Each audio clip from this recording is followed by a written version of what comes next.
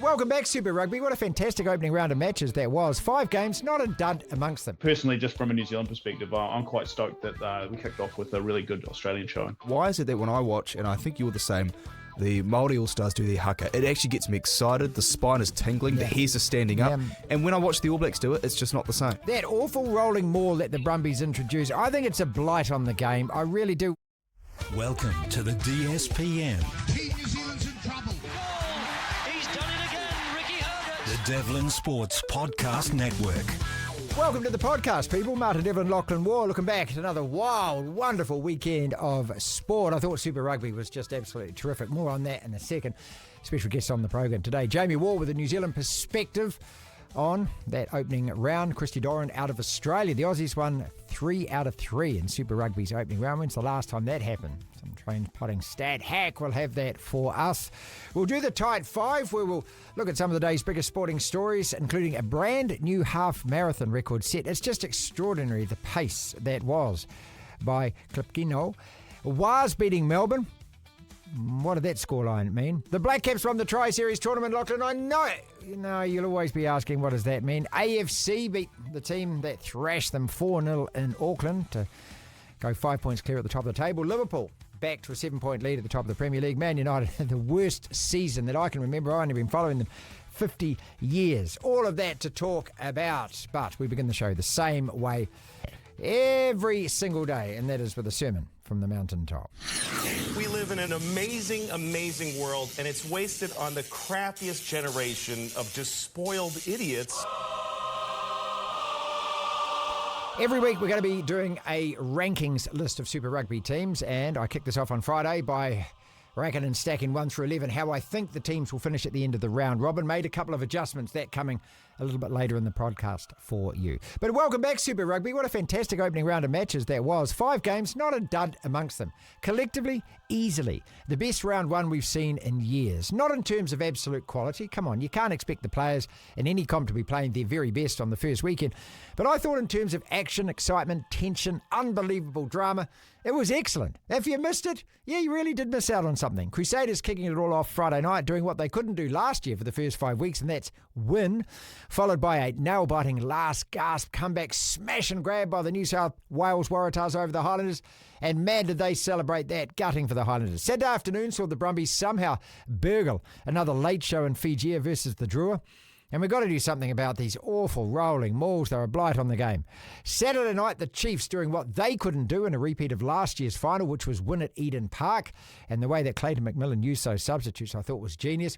And then the rabbit out of a hat trick by the Force, somehow down to 14 men with 10 minutes left to score 2 tries and overturn a 13-point deficit, break Moana Pacifica Hearts with a try 4 minutes after the hooter. That was right at the death of death's very death door. But just brilliant viewing overall, all 5 games. Obviously, not nearly as much fun if your own team was a loser. But for the opening round of the com, I don't know how it actually gets any better. Devlin. Jamie Wall from RNZ kicking off our Super Rugby wrap-up again. We're going to have Christy Doran on later on, Jamie. He's a good mate of yours as well. And great line from you that I read over the weekend, that them Tars were celebrating like they'd won something like a World Cup. Yeah, that's right. It was a great game, to be fair, and I guess any game you win on the final hooter, you're going to celebrate extra hard. But just remind, I think it's worth reminding Christy that that was the worst New Zealand Super Rugby team they beat by 1 point. But still, great for the competition. I think that the next stage for Super Rugby Pacific, from an objective point of view, is for the Waratahs to be a relevant team, given that it's the biggest market that Super Rugby Pacific has, and potentially get back to a point where they're capable of winning it again. So good to see. I know I personally, just from a New Zealand perspective, I'm quite stoked that we kicked off with a really good Australian showing. Look, I started the podcast slash show by saying that I thought this was the best opening round that I've seen since I can remember. I don't know, because every game had something on it and every game kept you there till the end of the game.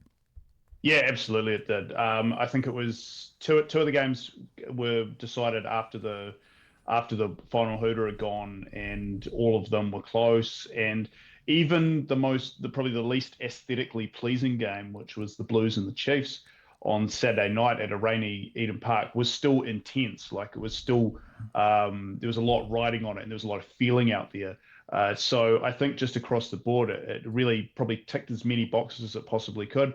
And the best thing about it is we're not sitting here on a Monday morning and talking about the referees or something, or the TMOs or something stupid like that. Like last year, even though we had a really good game to start when the Chiefs and Crusaders played in Hamilton, afterwards we were talking about those bloody mouth guards they were wearing. That's right. Yeah. It's awesome just to be sitting here talking about a great weekend of rugby.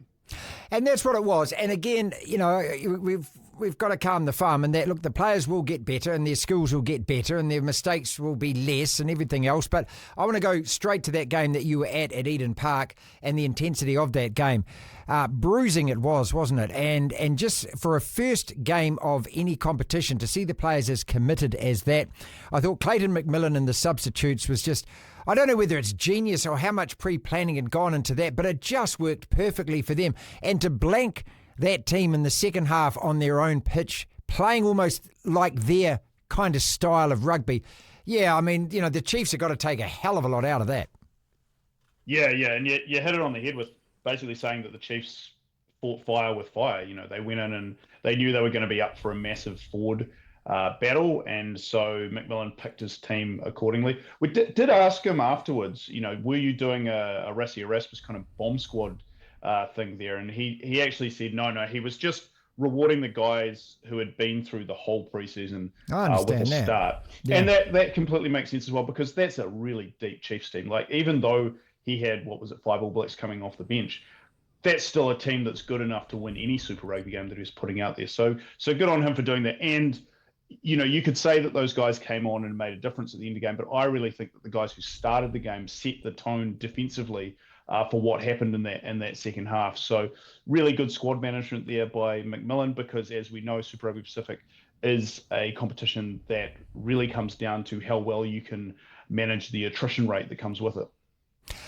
Look, there was something almost, can I say, Ireland-like over the last year or two. Let's take out this year's Six Nations, but the way the Blues played, that, you know, almost refusal to try anything different other than what had previously worked for them. And I wonder whether that's going to rearrange Vern Cotter's thinking in the next few weeks. Yeah, I think so. Although got the feeling out of him post-match that the Blues just kind of didn't have their heads in the right spot. And in order to play that game plan at a necessary level, you really need to be super committed. And, you know, just a little bit of a hint from old Vern that maybe that his players sort of were believing their own hype a little bit. And I feel sorry for them this week, because they're going to absolutely cop it at training, I think. A couple of players to make mention of. Damien McKenzie, who we know is just a super talent. You know, whether he's got exactly what it takes to be pragmatic enough to be an All Black first 5, that remains to be seen. He hasn't quite got to that level yet. But at the same time, you know, late in the game, with an inch of space and his ability to look at a situation and react accordingly and score those tries at the end. I mean, you know, here's a guy that at his very best is an absolute must-have for the All Blacks, but also is at a level now. I don't know whether he's actually got better, but I think maybe what I saw certainly on Saturday night was, I loved the way he was reading the game. Well, I've seen enough out of him at the back end of games now to think, like, man, this is a guy you want to have on the park. Because if you think back to Twickenham last year, you know, setting up that try, kicking a sideline conversion, the game in Dublin as well. He was great. Played a leading hand in what was a really tight win there as well. And now over the weekend. So, I mean, the guy's just proving that he's a big game player. And yeah, it was an interesting one playing fullback rather than first 5. Although across the game, he did pop up at first receiver enough. Yeah. So I feel like McMillan's kind of running a very interchangeable thing, and it's probably not the last we've seen of Jacob getting a start at 10. But I think we're going to see a much stronger team, full-strength Chiefs team put out this Friday against the Crusaders. So I want to talk about the Crusaders-Hurricanes game in a second. Did we see the two best teams on Saturday night still, you think, after everything that you saw over the weekend? And I know it's only one round, but I've ranked them 1 and 2 at the start. And look, I'm not going out on a limb by saying that. I've still got them obviously at 1 and 2, even though that the Blues lost. To me, these are the two teams. I mean, I think so. I mean, because we've only had a sample size of 1 week. Yeah. So going back to last season and looking at the talent that both of those sides have, Yeah, I was actually at the Crusaders Hurricanes game on Friday as well. I didn't know that. Which is a really good occasion. But just again, looking at that Crusaders team, we talked to Rob Penny the day before, and he was talking about injuries and how they've got, I think it was like 13 guys sidelined. He still put out a team that had more All Blacks in it than non-All Blacks. So if you look at the squad depth that the Crusaders had, you have to sort of rank them up there because, I think we're going to know in a couple of weeks that last season was very much a blip for the Crusaders. They're going God, our heart sinks when you say that. Yeah. Well, you knew it was coming. You knew it was coming. It's like the Aussie cricket team. You know it's coming, don't you? Yeah. Yeah. Whereas you look at the Hurricanes and the sort of, but don't get me wrong, the more unheralded players that played for the Hurricanes, probably the best on show. Callum Harkin at fullback was really good. And then, and even in the Crusaders, having Kyle Preston come off the bench, guy scores 3 tries. So it's just about how much you can get out of your squad. And if you look at the names that these teams have on their books, then you can start to figure out how much of a force they're going to be later on down the track. And it's unfortunate that just for the Hurricanes, and the Highlanders, it just doesn't go that deep.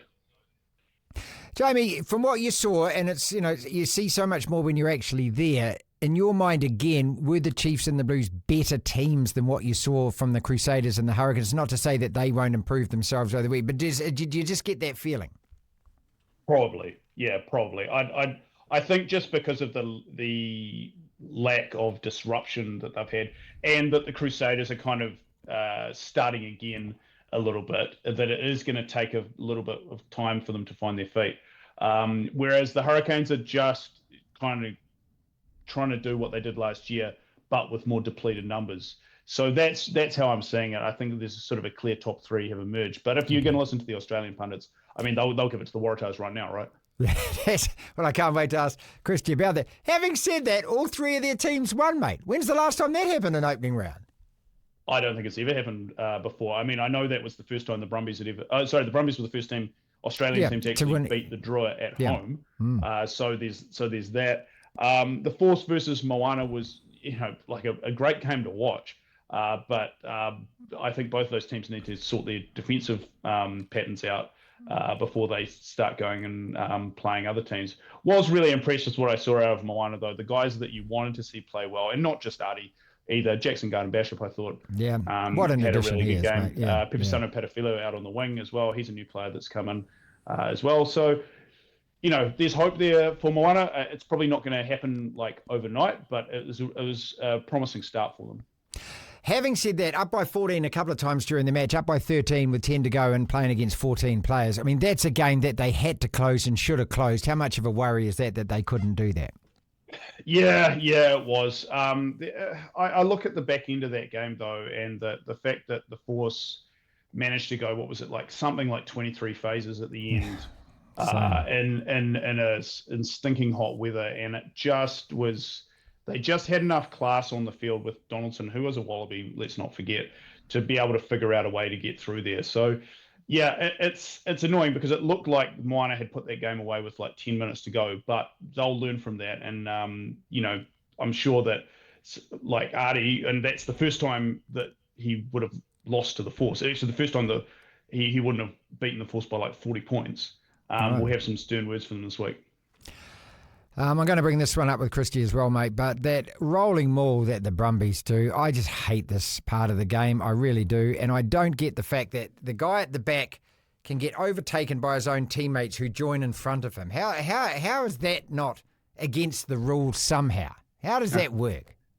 Yeah, I know. It's just one of those weird situations where in rugby where the rules are, I guess, just completely at odds with themselves. I think that, though, you can't be too surprised. The Brumbies have been doing this for years. And before that, if you remember way back in the day, back when they were a real force with Gregan and Larkham and George Smith and all that, they were criticised for the way that they just kept running the ball really close to the ruck and with those little short passes. So I think that they're a team that has always just identified what they're really good at and just stuck to it. And I kind of don't blame them for it because, if you look at their results over the years, they have been a relevant team. They've been the most relevant Australian team. They always make the semi-finals, and they pushed the Chiefs a couple of years back and almost made the final. Jamie, going back to the Chiefs there, since you mentioned it, confidence-wise, what does this tell them? Remember that they started off last year by beating the Crusaders side, and I remember that game because in the second half, the Crusaders scrum came alive, and all of a sudden, I think I remember watching thinking, hang on, here they come, and it didn't quite happen. And the Chiefs, though, at the back end of the season, yes, they went down and beat our boys, the Hurricanes, but they couldn't quite get over the line against the Blues. To come to Eden Park for a start, to blank them in the second half, it's only round one, but what does that say to you about them and what it'll tell them? Oh, I think, well, first off, I think that victory at Eden Park would have been very, very enjoyable for them. And you could see it out there, a lot of the body language throughout the game. Once the Chiefs sort of knew that they were winning that arm wrestle in the second half, if you have a good look at when Damien McKenzie scored his first try, he really gave it to Finlay Christie. Well, Christie came across, and I thought clubbed him across the back of the head, actually. There was a few words exchanged there. And you could see out there that they weren't short of a word. Caleb Clark in the semi-final incident as well. That, these are All Blacks going at each other, so you can really... It's good to see, it was great to see the fact that they're really passionate for their Super Rugby teams. So I think that big emotional hit that they would have got out of that going forward, because they already know they're a good team. They didn't make the final last year by accident. Yeah, good point. That they now know that, like, okay, we had another crack at this. Yes, it wasn't a final, but there were a lot of expectations on it. No, I don't think many people were probably thinking they were going to win that game, but that it was going to be closer than last year. And they actually won it running away. Let's face it. They completely dominated that second half. So plenty of good stuff out of there. And the fact that, like I said before, McMillan used his squad really well. And that's a team where all the parts seem to be fitting together quite nicely. So the Aussie teams, 3 of them win. This obviously means that now they've got a much better chance in the Bledisloe Cup and against the Lions, right? Let's do the longbow. Well, yeah, obviously it's a huge few years coming up for Rugby Australia and the sport of rugby union in Australia with the Lions tour, which is going to be massive, like sort of no matter what happens. And then you've got a World Cup, which is going to be massive no matter what happens. Yeah, exactly. So the onus was really on these Super Rugby teams to leverage the amount of eyeballs that are just going to be on the sport. And this couldn't have got off to a better start because, like I said before, if the Waratahs can be a decent team, all of a sudden you'll be bringing big crowds into a good stadium at Sydney, getting media coverage, and all of a sudden rugby union doesn't just become something for Australians that just pops up whenever they play the All Blacks, because that's kind of the way it works over there. So in order for them to be a relevant discussion for 365 days a year, they need these teams to be playing well. They've already got off to a good start with the Waratahs, signing Joseph Soaili, who's probably already, been worth the money that they paid for him already, and the effort that they took to get him, because of the amount of impact that he's having on games and the fact that he's just a story in himself, and the fact that Stan Sport are just going absolutely all out to just cover every single thing he does, which is one thing that they do really well in Australia, is to hype up their own individual athletes. So, it's something which we should probably get used to, because just by the nature of what's happening with rugby in Australia, like, they kind of have to get better because there's so much more money and attention going to be put into them this year. But it is worth remembering them, and I think maybe you should point this out to Christy, that the Lions versus Australia is very much a battle of the also-rans in World Rugby, at least according to the last World Cup, and that we're going to see the main event at Eden Park when the All Blacks play the Springboks. Just before we go, so the Warriors smack Melbourne, read into that whatever you want. The Black Caps have won 4 in a row going into the Champions Trophy. Yeah, not bad a weekend though. Although I think the Storm brought over their under-20s team for that one. But I think that the Black Caps once again going into an ICC tournament full of confidence. I'll back them to go pretty deep, because that's what they always do. If they can win it, if they can do what the White Ferns did last year and just pull off a shock win, I'll be right behind them. And it's just so cool to sit here after a weekend, isn't it? And just think, well, yeah, there you go, Super Rugby. We were all asking it. We all wanted it to happen. The entertainment factor was right up there. You can't deny that. Absolutely. And that's the thing that I've been saying for years now. I've been talking to you about it. You can't argue with the product that Super Rugby puts on. It's just all of the other crap around it that we seem to get sick of. And, you know, it's not an accident that 26,000 people show up to Eden Park to watch the Blues play. Great crowd. There's going to be a really good crowd on Friday in Hamilton. The Chiefs always get good support on a Friday night, and it's just a case of making sure that the discussion around everything else stays positive. I think they're doing a great job with the referees, with the TMOs, to the point where World Rugby is basically trying to copy what Super Rugby's doing, which is a great endorsement of what of the way that they're handling it and trying to speed the game up. So I think that as a product, you can't argue with it. Numbers are going to be high, and I look forward to talking to you about it for the next 17 or so weeks. Every week on the podcast on a Monday, we're going to run through our Super Rugby rankings. You can call them power rankings, you can call them idiotic, you can call them whatever they are, but the way that it went following my opening round predictions on Friday, I had the Blues at 1, the Chiefs at 2, the Satyrs at 3, the Canes at 4. I had the Reds at 5. I had the Drua at 6, New South Wales 7, Brumbies 8, Highlanders 9, MP 10 and Force 11. Well, after the opening round matches, a couple of changes. I've got the Chiefs at 1, Blues at 2, Crusaders at 3, Hurricanes stay at 4. Because I think they looked better than New South Wales, so I'll put in at 5. The Brumbies, 6. That's a difficult place to go and win, obviously, in Fiji. They came away with the points. The Reds I'll keep at 7. We haven't seen them play, obviously. The Drua I've relegated down to 8. And the bottom 3 stays the bottom 3 with a slight adjustment. The Highlanders I had at 9. They stay at 9. The Force, for the fact that they did win that game, to 10. And MP bringing up the rear at 11. Again, these rankings will come out for what they're worth every week. Argue away, send us a comment. We'll try and respond to as many of the comments about it as possible. DSPN. Super Rugby, what an opening round, as I said at the very start of the podcast. We're joined by our great mate from Oz, out of Sydney, Christy Doran, joins us from the Raw. Welcome back, mate. Marty, so good to join you. So good to finally be able to talk about a Super Rugby product that's worth selling, because I'll tell you what, Australian rugby's finally pulling its finger out. Look, I want to get into the fact that all three of your sides won, but, I've been celebrating all weekend that I was excited about the start of this competition, and I don't know whether I've seen a better opening round. Every match had something on it. There were nail-biting finishes. It was tough. It was bruising. Obviously, the skill level, isn't like it will be after the players get 6 or 7 games under their belt, but just in terms of sheer entertainment value, how could you not like that?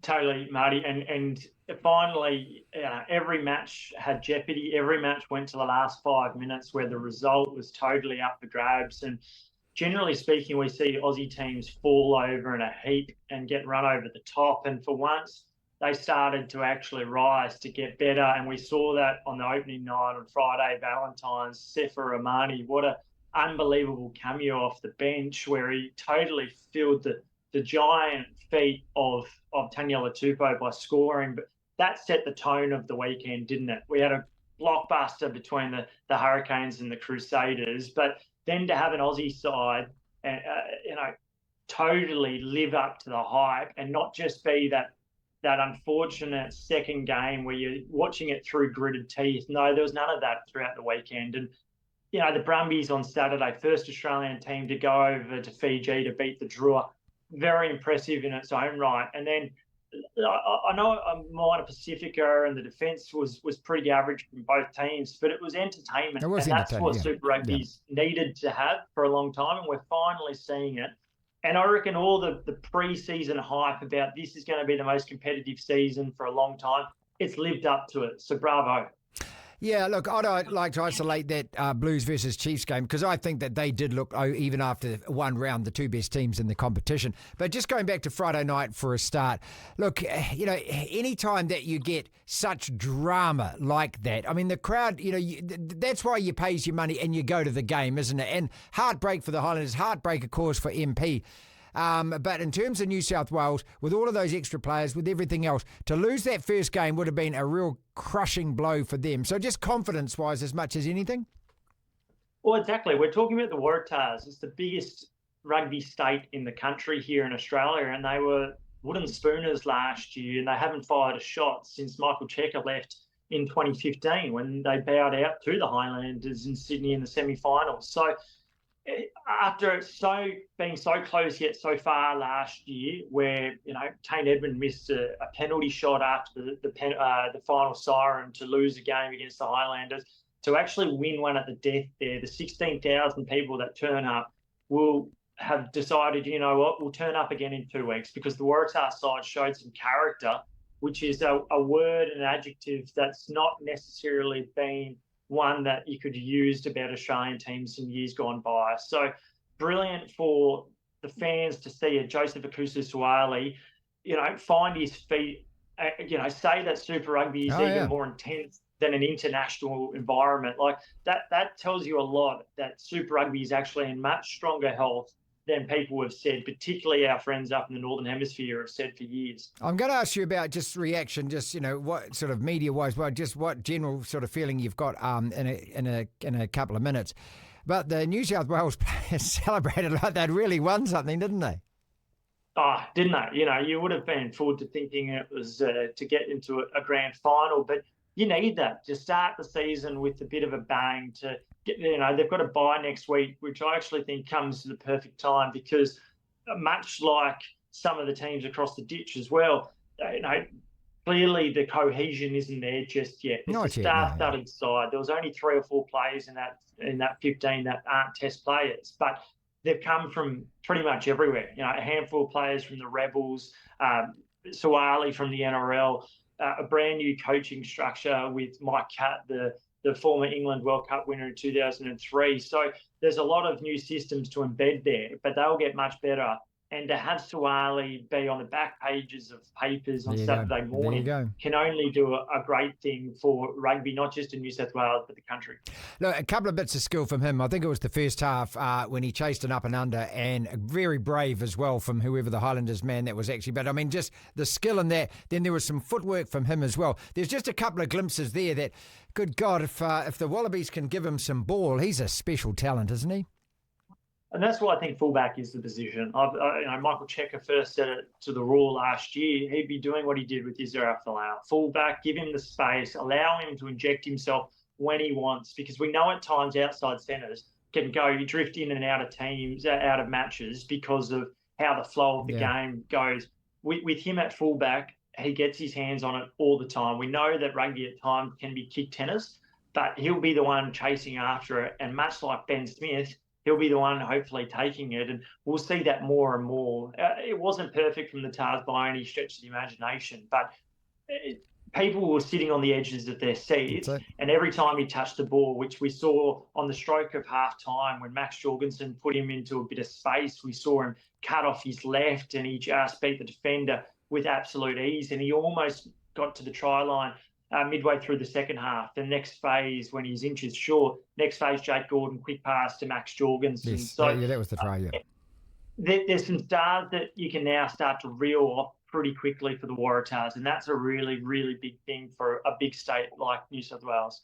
I'm going to do the bar humbug here because I wanted the Drua to win, because I love the Drua, and they've got to win their home matches if they are going to be at the point of the table where I'd love them to qualify for the top 6.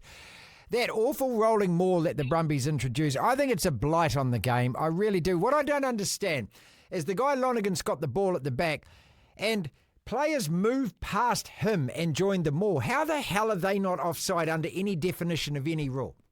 Explain that. Yeah, God rest in peace Wayne Smith, the former Australian journalist who for years campaigned about the outlawing of the rolling maul, very much calling it a blight on the game. And the Brumbies, it's been their trademark for so long, hasn't it? And I think the Waratahs now with Dan McKellar, that's going to become a bit more of a staple. We saw Dave Brecky get on the end of the maul himself. So I tend to agree. I think it's an unfortunate consequence of a game of all shapes and sizes, but I think anything that can have a bit of a separation from the NRL is really important. And as long as we get that healthy blend and the balance between forward play, set piece play, and great attacking rugby, then I don't have too many issues with it. And we definitely saw the balance being struck on the weekend. The amount of counter-attacking rugby, the average defence that we saw, it doesn't really matter because it's entertainment.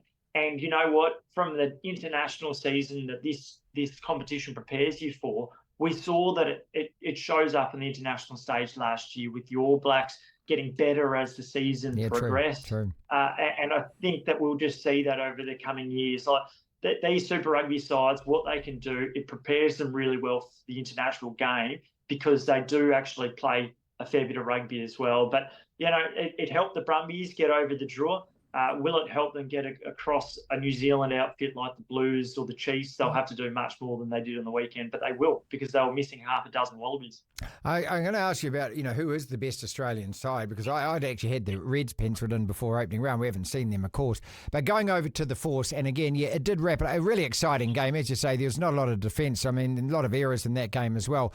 But to score in the 84th minute, again, it's just about at this stage, I think, for Super Rugby, and you'll know this more in Australia, is when the spectators come along, if it's a dreary game, as you say, it's kick tennis, if it's an overwhelming scoreline, well, who's coming back? But when you get such a finish, and I know that, the entertainment side isn't everything about the game, but how important is it at the moment from your side, especially with the Lions tour coming up, with the World Cup coming up, rugby re-establishing itself?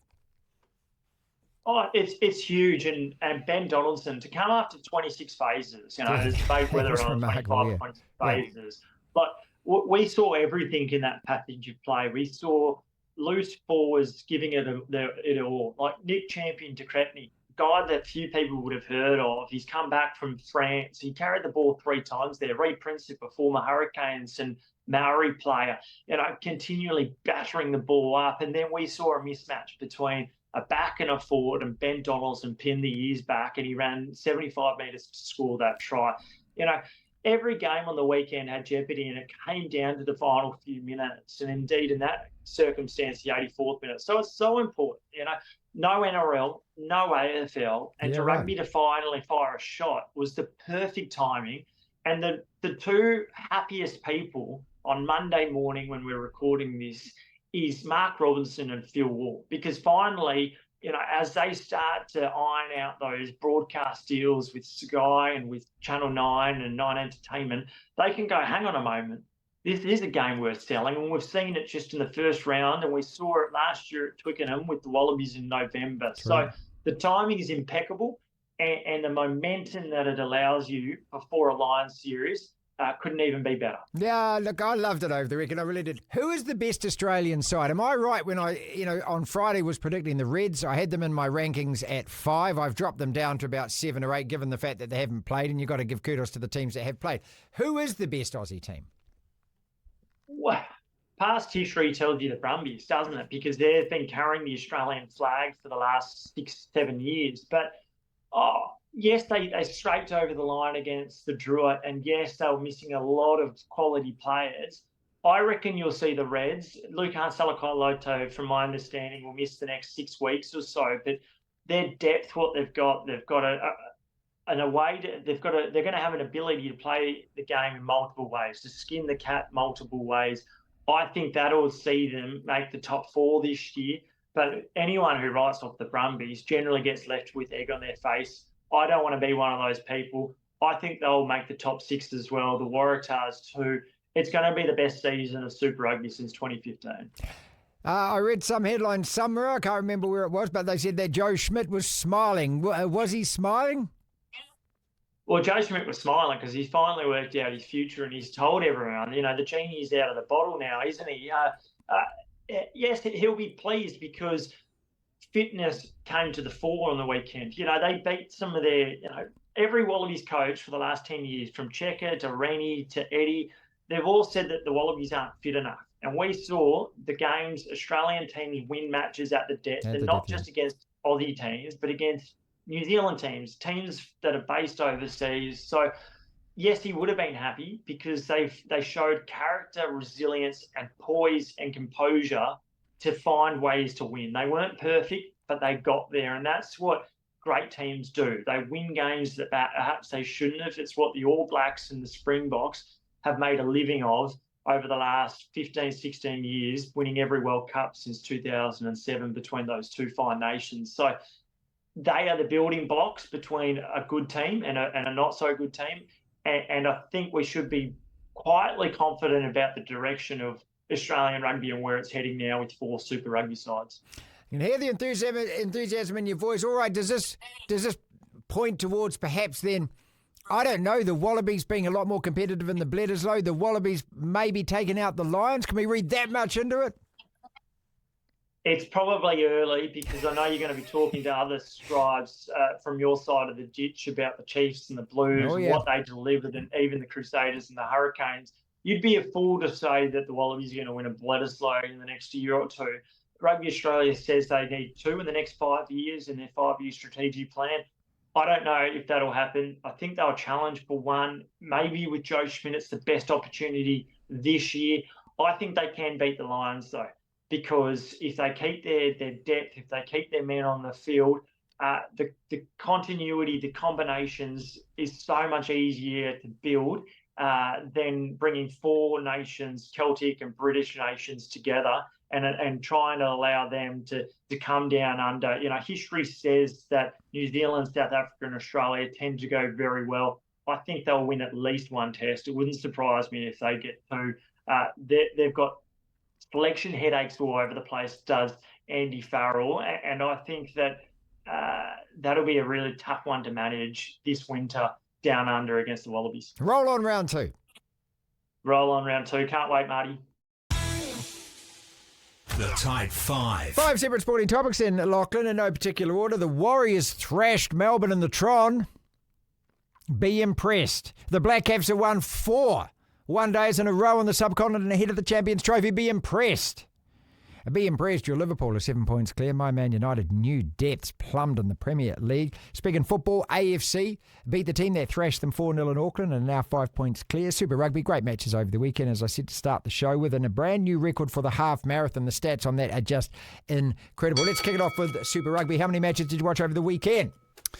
I watched live the opener between the Crusaders and the Hurricanes. I watched Blues Chiefs. I was cooking dinner, so I was kind of watching bits and pieces of it. I watched the last 20 minutes of Waratahs Highlanders because I was out for a drink with a mate.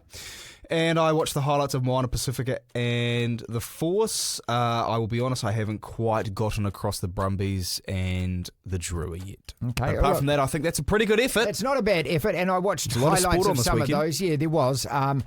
I didn't watch the Māori versus the Indigenous game. There was just rugby. I mean, actually, just quickly, I know this isn't. Did you at least see the haka and the war cry? Yeah, I did. Incredible. Yeah, absolutely incredible. I recorded it so I could watch that, and then I just didn't watch the game. It got me thinking. I know this isn't one of your topics. Why is it? And I think I know the answer. But why is it that when I watch, and I think you're the same, the Māori All-Stars do their haka, it actually gets me excited. The spine is tingling. The hairs are standing up. And when I watch the All Blacks do it, it's just not the same.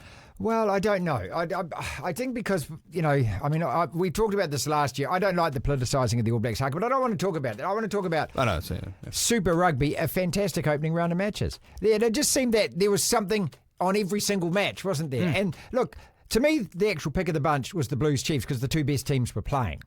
And I thought the quality of that was really, really high given the fact it was an opening round match. And the players aren't going to be at their very best right now. But the way that the Chiefs came back in that second half, I think they kept them scoreless in the second half. Yeah, they did, 14-6 at half-time, 19 unanswered points by the Chiefs, all 3 of them being tries, 2 of those from Damien McKenzie, who... my first thought was, what a spectacular performance from a bloke who clearly is a natural fullback. And then I realised, no, he was shifted into first 5 in the second half. And that's when they took over the game. Now, it was helped by I think it was a sin bidding. Now, also, the Chiefs did something to the Blues that the Blues did to everyone else last year where they muscled up front. And they won that physical battle. I thought the Chiefs were spectacular. The subs by Clayton McMillan was superb. Awesome. The Blues, just clever. I don't think the Blues were bad. They just got beaten. And it's interesting because in the physical battle, they were second best, and yet they did their most damage when they spread the ball out wide, the Blues. And they actually played a bit of expansive rugby. Great crowd too. At For a rainy Saturday night. 25,000. Just quickly, 5 points was the average winning margin across the 5 games, which is pretty good for a comp that a couple of years ago we were complaining was so one-sided with the New Zealand franchises. The Warriors, stop it. Spectacular against the Melbourne Storm. I switched on and it was 22-0 after about 2 minutes. I'm exaggerating, of course. It was 36-0 at half-time, It wasn't it? was just ridiculous. Again, quite often I'll record everything so I can actually watch the start. And I just thought, how on earth? And then I looked at that Melbourne team sheet. I think there were 2 players out of that Melbourne side who you'd probably expect to start opening round for Melbourne. So you got to just look at, how certain Warriors guys played and, what that means. Tuapiki on the wing, Roger on the wing, a couple of young guys played well. Again, a great crowd in Hamilton, 20-something thousand for a preseason game for the Warriors, considering that a lot of Chiefs fans probably who might have gone and watched that game were up the road, that night watching.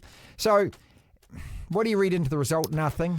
Well, really. But it was it was just good to see. It was great fun to watch. Yeah, I like to rubbish preseason. I'm sure you and most people do. I'll say one thing. There is value in it because I remember you interviewed Todd Payton, the Cowboys coach, a couple of years ago, and he talked about how important actually preseason was purely for finding the hard workers and the blokes who put in effort with something that seemingly isn't as important. So if there's Warriors players who are fired up, who are actually giving it a real go, then that's a positive thing out of this. Apart from that, look, I don't think any Warriors fan is getting carried away. I think the slightly intelligent ones know that this means nothing. It's a rotated Warriors team up against a C Melbourne Storm side, who even then won't be doing their absolute best to win this game. But hey, talk about prick the balloon. Well, no. But I'm just trying to be objective here. 36-0 at halftime against any team is great, even if it's pre-season. It's better to be on the winning side than the losing side. I agree. Black Caps. I'm starting to think that this Champions Trophy, I'm not going to use the word favourites, but Australia have been thrashed in their warm-up matches, right? The Black Caps have now won 4 warm-up matches. They've won 4 in a row. So what? I mean, if it was 1 or 2, you're thinking, okay, but they've won 4 and God, I hope we haven't played all our best cricket before this kicks off on Wednesday. I'm trying to think, can you think of any team ahead of any tournament who have absolutely not maybe wiped the floor, but have won all of their important matches leading into a tournament, and that's translated into success at that tournament? Yeah. World Cups, I can't really think of one. Because, I normally with any kind of warm-up matches, I just think, whatever, it's a warm-up match. But it's good to see that our guys are in form. And the opposition aren't like lying down and getting beaten easy. I mean, they are trying. It's not like they're out there. But none of this counts for diddle if we don't beat Pakistan on Wednesday in the opener. So move on. I got to say, I'm not going to poke fun at the media, but I do love how there's a lot of articles and a lot made about the victory over Pakistan in that final. I'm sitting there going, can we all just...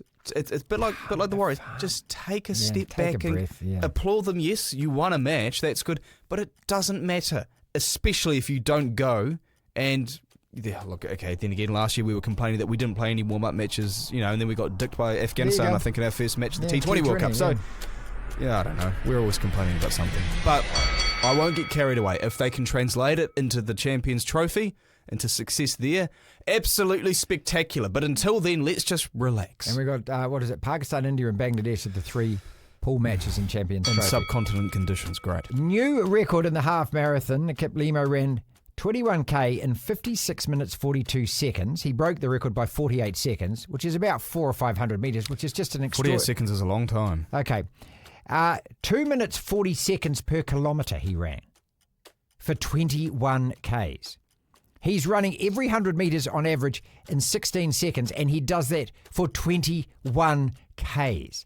Now, I defy most people on this planet to run 1 kilometre in 2 minutes 40 seconds. That is sprinting.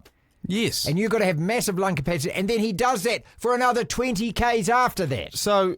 not as much anymore. The body's not what it used to be, but I used to be quite a runner. I like to think I did athletics with Rico Ioane. That's my claim to fame. And beat him in the long jump. I beat him in the long jump. Rico didn't like it. He didn't like it. No, Rico didn't like that. Rico didn't like it at all. Well, he won everything else. He was the bloke who at the age of 9 was already 6 foot, winning everything. Come on. But and I like you, Rico, by the way. Anyway. So yeah, but I am around my best. If I'm running at a pace, long distance, pretty as fast as I can, not as fast as I can, but thinking about the fact that you're running how many blooming Ks, it's 4.5 minutes to 5 minutes, Yeah, maybe. I think that's a good steady most pace. people would be happy if they ran 1K in 4 minutes. Would be their personal best. Well, that would be ever. brilliant. Right. You're right. You're not far off sprinting. I think, 2 minutes 40, and he does that for 21 of them. Yeah. Well, he's yeah. He's got lungs like a horse, this boy. Well, what part of the world is he from? Africa. No, don't read into it, because higher altitude, this is why people... Well, they're the best marathon runners, who are those Kiwi twins? Those Kiwi twin distance runners, one of them got in trouble for doping, I think. But they moved to, I think, Kenya or one of those places, Ethiopia maybe, I'm not too sure, to be honest, to help develop essentially their lung capacity, because it's higher altitude, thinner air, which allows you to run faster. When I saw you were this, quick to paint me with the racist brush there, weren't you? No, I wasn't at all. I was just saying that it is a stereotype, but it is a stereotype because it's real. The best runners in middle distance and longer distances in the world come from Africa. Scientific evidence behind it. And this guy's the fastest ever. Finally, football. Oh, why am I talking about this? Let's talk about AFC to start with. 5 points clear, 10 games left. Well, that's a pretty good lead. It's a good lead. The Phoenix, I think, were top of the table for a lot of last season and then weren't. And then they lost their semi-final series, so it didn't really matter in the end. So, I mean, this is wonderful. If Auckland FC can finish top, well done. But obviously we know with the A-League, unlike most football competitions around the world, you've got a final series to contend with. Man United lost 12 now of 24 Premier League matches this year. I've watched some crap United sides, but this side is probably worse than the 89-90 side I remember, which is the worst United side I've ever seen. Was that one worse than the Ralph Rangnick side? Much worse. Really? 12 points above the relegation zone, 15th spot. Two terrible teams, Spurs, Man United playing today. Liverpool go 7 points clear. And play Aston Villa, I think, on Thursday away. Yeah, we've got Villa and then we've got Man City next Okay, Monday. well, it's, you're bowling everyone in front of you. Well, no, not really. We've slowed up a little bit. As a Man United fan, I'm actually enjoying this now. The fact we are so crap, I think, is actually quite funny. And in actual fact, and this is real, I would rather be this rubbish than be 8th and trying to pretend that we're a side that might qualify for the Champions League. At least we know we are crap. No, what you're doing crap. What you're doing right now is that you're trying to stop people from criticising the team so much so to annoy yourself. How can you criticise it, mate? That's not fair now to criticise. Yes, it is. Bad? Because you were so good for 27 years, however long. Over 13 years ago. I know, exactly. So it's great that you're, but it's so good that you're rubbish now. We are rubbish. Everyone has their foot on your throats, yes. And the problem is that there's one guy whose leg's getting a little bit tired, so I need to take a break. No, keep it down, because in some, if Liverpool can do it, I'm sure you guys can. If you can come back from these depths of despair and actually return to winning ways, but until then, let's all just savour the moment that Manchester United are a joke. Yeah, it's not going to happen in my lifetime. I don't think. No, you win something before you die, I would think. Not a title or not anything that's important. Well, you never know. How about Garnacho? Miss of the season. And that miss was of the great. season that from was that guy. just great. Devlin. That's our podcasting show for today. Again, if you're liking what you're listening and what you're seeing, then a small favour, if you will. Can you please hit like, share, subscribe, follow? Tell a friend about it. We are a fledgling podcast and show, the DSPN, and we need you. And if you are participating, well, just click that subscribe button. That would help enormously. Thank you so much if you already have. Again, tell a friend if you like. We're doing this every single day, putting out a show every afternoon. The DSPN. This is the DSPN.